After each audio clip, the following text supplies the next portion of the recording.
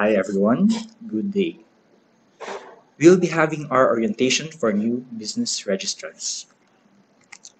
To aid our discussion, we have 7 modules for that.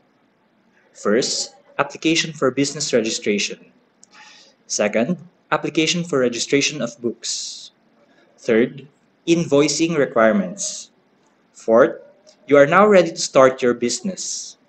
Fifth, file and pay your taxes. Sixth, update your registration. 7. Retirement of business. Let us now proceed to Module 7 on how to retire your business. In retiring your business, you should inform BIR immediately to end generation of open cases. For those temporarily suspending their business operations, you are still required to file your tax returns on time. You should indicate the phrase "no transaction" in the return. For documents to be prepared, you should prepare BIR Form 1905, Retired Business Permit, Original Certificate of Registration.